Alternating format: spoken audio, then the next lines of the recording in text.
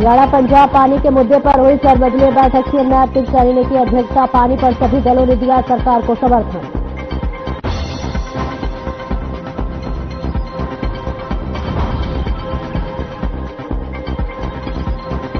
पंजाब के पानी को रोकने पर कांग्रेस प्रदेश अध्यक्ष उदय भान का बयान। कहा, बीजेपी के साथ मिलकर लड़ेंगे पानी की लड़ाई। सुप्रीम कोर्ट तक सैनी सरकार के साथ जाएगी कांग्रेस।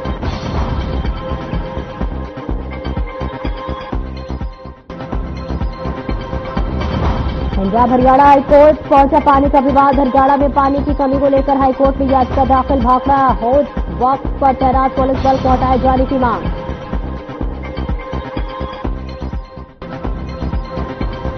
महेंद्रगढ़ के अटेली में हथियारबंद बदमाशों का आतंक। पुराना बस अड्डा पर 2 युवकों पर चाकू और लोहे की रॉड से किया गया हमला। एक युवक की रीढ़ की हड्डी में लगा चाकू, दूसरे को आई मामूली चोट। फरीदाबाद में चोरों ने मंदिर को बनाया निशाना। शिवलिंग पर चढ़ी 3 किलो से ज्यादा चांदी की चोरी। सीसीटीवी में कैद हुई चोरी की पूरी वारदात।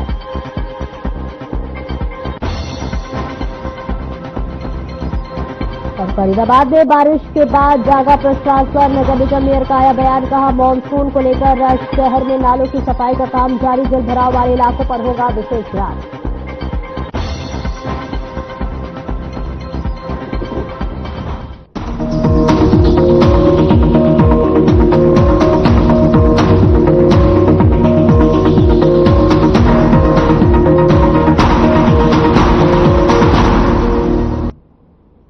नमस्कार, हर खबर हरियाणा देख रहे हैं आप। मैं हूं आपके साथ सपना दीपक मतेशिया। बुलेटिन का आगाज करेंगे। हरियाणा में सर्वदलीय बैठक हुई, जिसके बाद मुख्यमंत्री नैब सिंह सैनी ने जानकारी दी। सीएम सैनी ने प्रेस कॉन्फ्रेंस की, जिसमें तमाम विपक्षी दलों के नेता भी शामिल हुए। सीएम सैनी ने कहा कि सर्वदलीय बैठक में भाखड़ा के पानी पर गंभीर चर्चा की है। सबने मिलकर फैसला किया है कि SYL का पानी मिलना चाहिए। वहीं सीएम सैनी ने सीएम मान पर आरोप लगाते हुए कहा कि मान साहब असंवैधानिक रूप से काम कर रहे हैं।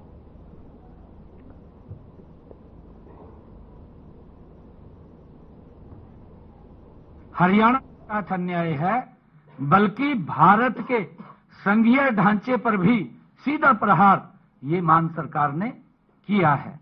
भारत एक संघीय देश है, जहां हर राज्य का कर्तव्य है कि वह अपने पड़ोसी के हितों का सम्मान करे। और मान सरकार का यह रवैया न केवल हरियाणा बल्कि पूरे देश के लिए एक गलत मिसाल कायम करता है। मान साहब का दावा कि 31 मार्च को हरियाणा का पानी खत्म हो गया, पूरी तरह से ये भ्रामक और झूठा प्रचार वो किया जा रहा है। बीबीएमबी के स्पष्ट आंकड़े हैं। हरियाणा ने अपने कोटे का उपयोग किया, लेकिन अप्रैल 2025 के लिए अतिरिक्त पानी का आवंटन बीबीएमबी की तकनीकी कमेटी ने किया था। मान सरकार का इसे रोकना न केवल अनैतिक है, बल्कि कानूनी और संवैधानिक रूप से भी ये गलत है। मान साहब यह कैसे भूल गए कि वर्ष 2022, 2023 और 2024 में कभी भी अप्रैल और मई माह में हरियाणा कॉन्टैक्ट पॉइंट पर 9000 क्यूसिक से कम पानी नहीं दिया गया। मई के महीने में डैम से जो पानी आता है वह पंजाब, हरियाणा, दिल्ली और राजस्थान पीने के लिए ही उपयोग करते हैं। कई साल से हरियाणा को आने वाले पानी में से 800 क्यूसिक पानी राजस्थान, 400 क्यूसिक पानी पंजाब और 500 क्यूसिक पानी दिल्ली को जाता है। अगर पिछले 3 साल की बात करें तो मई 2022 में हरियाणा को औसतन 9727 क्यूसिक और मई 2023 में औसतन 9850 क्यूसिक और मई 2024 में औसतन 10,067 क्यूसिक पानी मिला था। लेकिन जैसे ही वर्ष दिल्ली में जो आम आदमी की पार्टी की सरकार हारी, तो आम आदमी पार्टी की सरकार ने पीने के पानी में ही कटौती कर दी। भाई उससे सही इसके क्या लिंक है? ये पीने का पानी है। आप वो दोष हमारी हरियाणा की जनता के ऊपर क्यों दे रहे हैं? इसका असर वहां के लोगों को भी पड़ेगा। जिन लोगों ने आपको वहां वोट दिया था उनके ऊपर भी असर पड़ने वाला है। हैरानी की बात है कि जब तक दिल्ली में आम आदमी की सरकार थी तब तक तो आम आदमी पार्टी की सरकार को दिल्ली जाने वाले पानी पर कोई आपत्ति नहीं थी, लेकिन अब चूंकि वहां पर वो हार गए हैं तो अब दिल्ली की जनता के सामने खड़े इस जल संकट पर मान सरकार ने आंखें बंद कर ली हैं, आंखें मूंद ली हैं। ऐसा प्रतीत होता है कि है सब दिल्ली की जनता से बदला लेने के लिए हमारे हरियाणा के लोगों को भी प्रताड़ित करने का ये काम कर रहे हैं। मान साहब, यह भी याद रखना चाहिए आपको कि जून से पहले भाखड़ा डैम के जल भंडारण को निश्चित मात्रा तक खाली करना भी आवश्यक है। ये सब जानते हैं, ताकि मानसून के दौरान बारिश का पानी संग्रहित किया जा सके। यदि जल स्तर भंडारण में जगह नहीं होगी तो बारिश से मिला अतिरिक्त पानी वो पाकिस्तान चला जाएगा। उसको मालूम है, क्योंकि उसको आगे रोकने का कोई स्थान नहीं है, जो न तो पंजाब के हित में है और न ही राष्ट्र के हित में है। ये इस बात का मान साहब को ध्यान रखना चाहिए। हरियाणा ने हमेशा अपने बड़े भाई पंजाब के साथ भाईचारा निभाया है। हमने कभी पंजाब के हक पर सवाल नहीं उठाया, लेकिन आज जब हरियाणा का किसान अपनी मेहनत से उगाई फसल को सूखता देख रहा है तो मान सरकार का यह रवैया हमें मजबूर करता है कि हम कड़े कदम उठाएं। मान सरकार ने सर्वदलीय बैठक बुलाकर विधानसभा का विशेष सत्र बुलाने और प्रधानमंत्री जी से मुलाकात करने की भी बात उन्होंने कही है, लेकिन यह सत्र एक तरफा प्रस्ताव पास करने का मंच नहीं बनना चाहिए। पानी का मुद्दा दोनों राज्यों का है और इसका हल बातचीत और सहयोग से ही निकलेगा। आम आदमी पार्टी के हमारे मान साहब सरकार जल विवाद और अन्य मुद्दों के जरिए भारत के संघीय ढांचे को कमजोर कर रही है।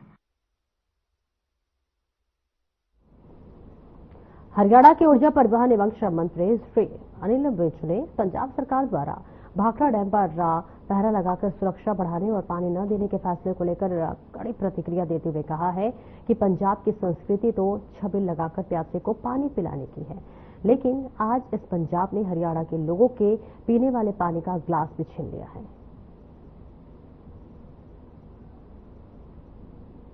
वो संस्कृति जो प्यासों को पानी पिलाने के लिए छबीले लगा, आज उस पंजाब ने हरियाणा के लोगों के पीने वाले पानी का गिलास छीन। फेडरल स्ट्रक्चर में हम मैं करके नहीं जी सकते। हमें जो हमारे प्रांत है, हम किसी न किसी प्रकार से उनके साथ जुड़े हुए हैं।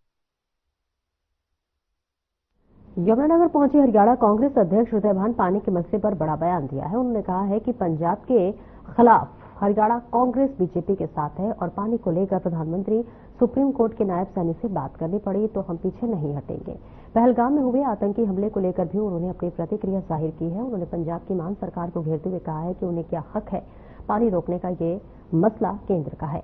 उदयभान ने कहा है कि अगर पानी के मसले को लेकर प्रधानमंत्री नरेंद्र मोदी के पास जाना पड़ा तब भी जाएंगे, सुप्रीम कोर्ट जाना पड़ा तब भी जाएंगे, और अगर नायब सैनी के साथ बातचीत करनी पड़ी तो उसके लिए भी कांग्रेस पूरी तरह से तैयार है।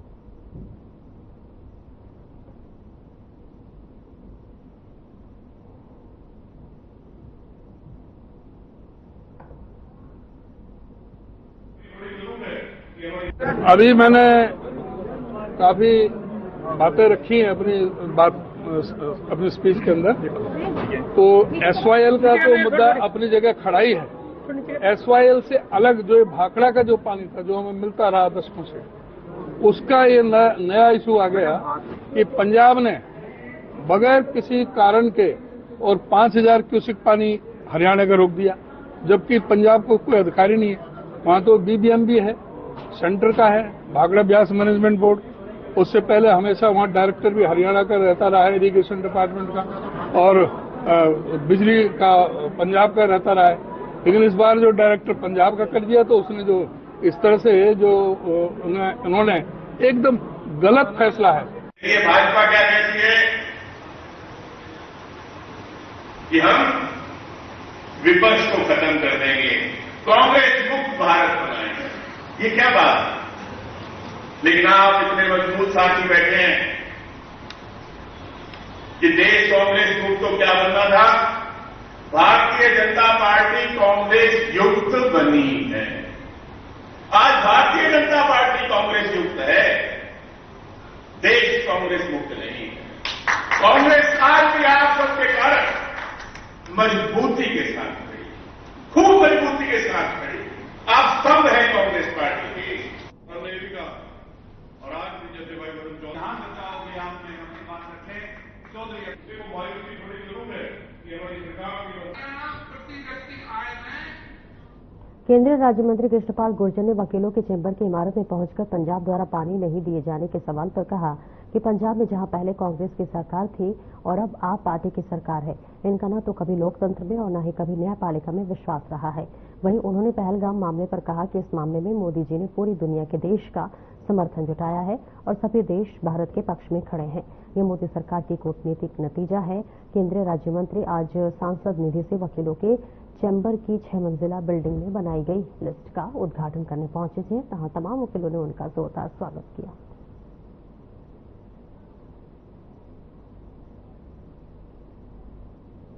देखिए, आज फरीदाबाद की जो बार है, इनकी जो वकीलों की चैम्बर है, ये बहुमंजिला बिल्डिंग है, 6 तले हैं इसमें। तो हमारे वकील भाइयों को ऊपर आने जाने में बहुत तकलीफें होती थी, तो उनको लिफ्ट की जरूरत थी। तो हमने सांसद निधि से पहले भी एक लिफ्ट लगाई, एक अब लगाई है, और भी इनको जरूरत है तो और भी लिफ्ट लगवाई जाएंगी, जिससे वकील भाइयों को अपने चैम्बर में जाने में आसानी है।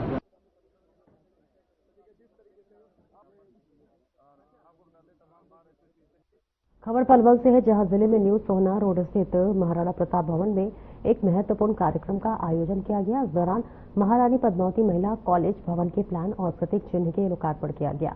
वहीं कार्यक्रम की अध्यक्षता युवा अधिकारिता एवं उद्यमिता, खेल और कानून राज्य मंत्री गौरव गौतम ने की। वहीं राजस्व एवं आपदा प्रबंधन, शहरी स्थानीय निकाय एवं नागरिक उड्डयन मंत्री विपुल गोयल ने महाविद्यालय भवन के प्लान एवं प्रतीक चिन्ह का लोकार्पण किया। इस कार्यक्रम में खाद्य नागरिक आपूर्ति एवं उपभोक्ता मामले विभाग के मंत्री राजेश नागर ने भी शिरकत की।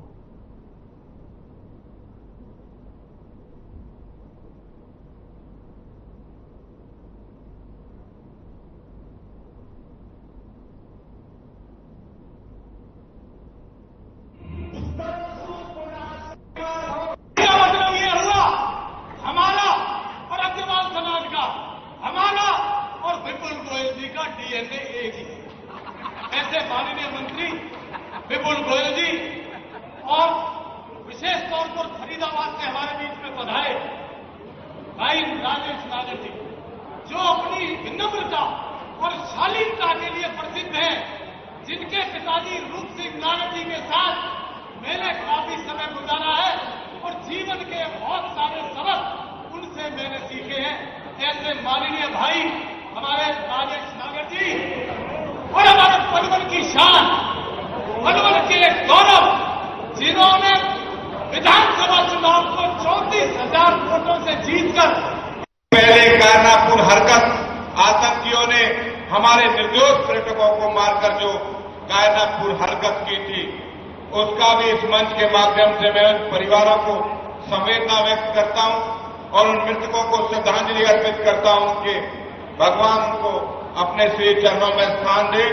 लेकिन इस मंच के माध्यम से हमें देश के प्रधानमंत्री और गृह मंत्री पर पूरा भरोसा है कि जब भी कभी ऐसी कायनापुर हरकत हुई है तो उसका जवाब ईंट का जवाब पत्थर से दिया है।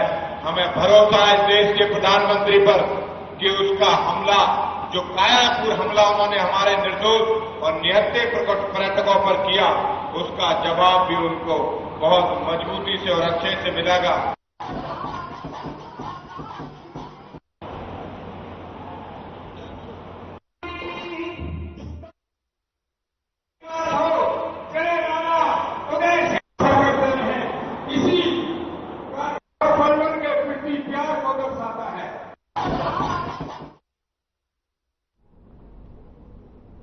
साइबर सिटी गुरुग्राम के ओल्ड दिल्ली रोड से ऑटो यूनियन की तरफ से बीते दिनों पहलगाम आतंकी हमले को लेकर आक्रोश रैली निकाली गई, जिसमें सैकड़ों ऑटो यूनियन से जुड़े लोग और सामाजिक लोग इकट्ठा हुए, जहां उन्होंने पाकिस्तान मुर्दाबाद के नारे लगाए और लगाते हुए जॉन हॉल पहुंचे। इससे पहले उन्होंने अग्रवाल धर्मशाला चौक पर पाकिस्तान आतंकवाद का पुतला फूंका और खुले शब्दों में पाकिस्तान को चेतावनी दी कि अब भारत आतंकवाद को बर्दाश्त नहीं करेगा, इसका मुंहतोड़ जवाब दिया जाएगा। लोगों की माने तो सब यहाँ इकट्ठा हुए हैं ताकि हम सभी मिलकर उन हिंसात्मक गतिविधियों के खिलाफ अपना विरोध जता सके जो हमारे देश और हमारे समाज को कमजोर करने की कोशिश कर रही है।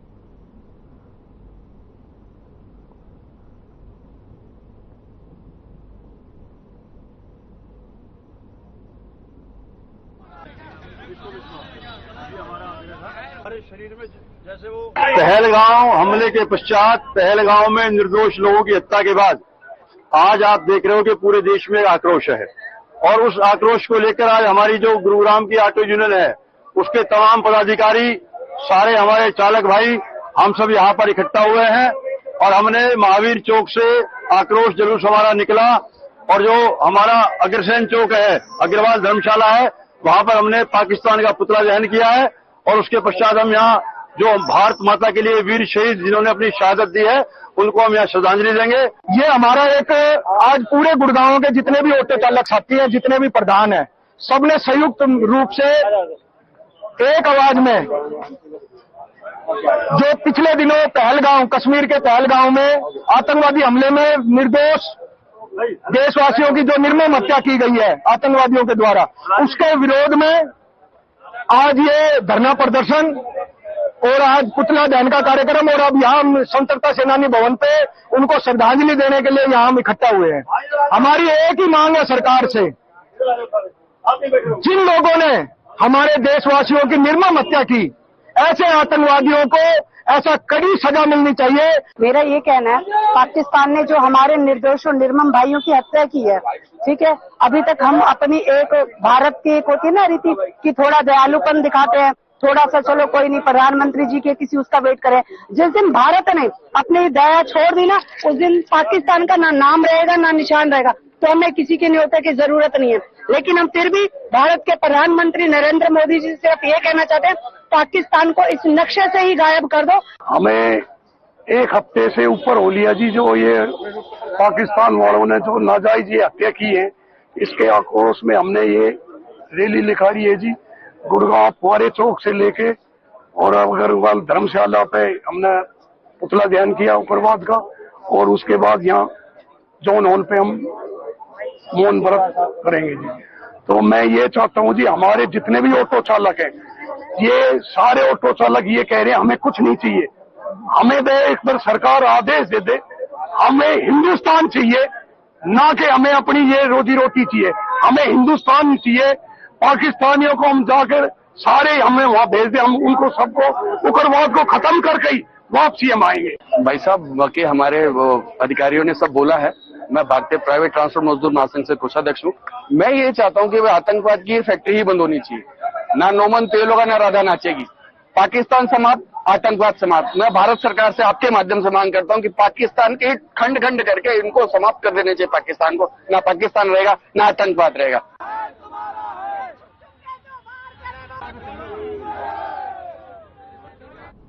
जुलाना क्षेत्र के करसोला गांव में पेयजल संकट गहरा गया है। पेयजल किल्लत को लेकर ग्रामीण जल घर पहुंचे, जहां महिलाओं ने पानी की समस्या को लेकर मटके फोड़कर अपना रोष प्रकट किया। इस समस्या को लेकर ग्रामीणों का कहना है कि पंप ऑपरेटर गांव की बजाय खेतों में पानी छोड़ रहे हैं। गांव में बहुत ही खारा पानी सप्लाई हो रहा है, जिसके चलते ग्रामीणों में चर्म रोग और पेट की बीमारी हो रही है। वहीं इसकी सूचना पाकर जलघर में जनस्वास्थ्य विभाग के एसडीओ सतीश नैन और जे नवीन नेहरा पहुंचकर ग्रामीणों की समस्या सुनने के बाद उन्होंने ग्रामीणों को 1 महीने के बाद पानी मिलने का आश्वासन दिया।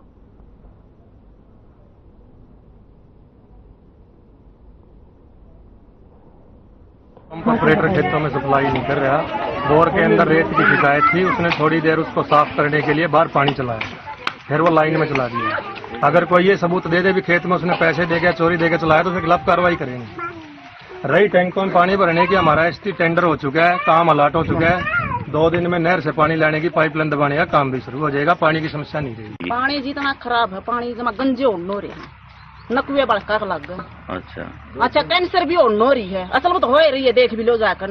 मेरी ये गुड़िया की बात बताऊंगी मैं। इस पानी तय मेरी सोरी का नकुआ लग गया। कै साल की थी? 10 साल की थी मेरी सोरी। पानी अंदर, पानी की इतनी बूंदी बिरान मट्टी है पानी तय। पानी की समस्या, हाँ, पानी की समस्या तो पड़ता क्या खराब हो रही है। मुँह बिना धोया धंधा बेटा क्या बलेगी उम्र मेरी सोरी ने बब्बा मेडिकल में रिपोर्ट दिखा दूंगी। पानी की वजह आँख खराब हो रही मेरी बच्ची की। क्या बात है, कितना है पानी मेरा डिग्गी का? 5 साल हो लिए डिग्गी का पानी गए। अर्जी ना पीण का, हाथ धोवा तो रेसी लागा, चिड़पड़ सारा शरीर मना लगता है, मैल उतरदा। मोल का पानी गरीब आदमी तो कड़ नहीं मजी। मोल लेते हो पानी? हाँ मोल लेते हैं जी। कितने रुपया कैंप पर? आरो का। अच्छा, इतना पानी गरीब आदमी पट्टी का पुगा के दिहाड़ी मजूरी सीखो ना रगे के तोड़े तोड़े काम आते। 5 महीना में 7 महीना में 5 दिहाड़ी लग गया। के खावर के कुमाव गरीब आदमी।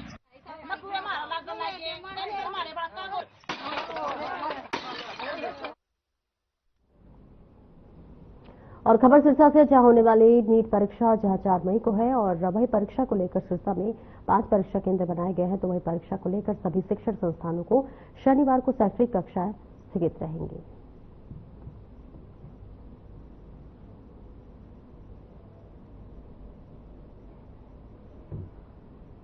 खबर सिरसा से है, जहां पर सिरसा पुलिस अधीक्षक कार्यालय में आज प्रशिक्षु आईपीएस उत्तम पहल की प्रशिक्षण अवधि समाप्त होने पर भव्य विदाई समारोह का आयोजन किया गया और इस अवसर पर पुलिस अधीक्षक डॉक्टर मयंक गुप्ता और उपस्थिति पुलिसकर्मियों ने शुभकामनाएं देते हुए उनके उज्जवल भविष्य की कामना की। इस अवसर पर प्रशिक्षु आईपीएस उत्तम पहल ने पुलिस अधीक्षक कार्यालय और थानों में प्रशिक्षण के दौरान पुलिस कार्य प्रणाली का अध्ययन किया और उन्होंने अपने अनुभव को पुलिस के साथ साझा किया।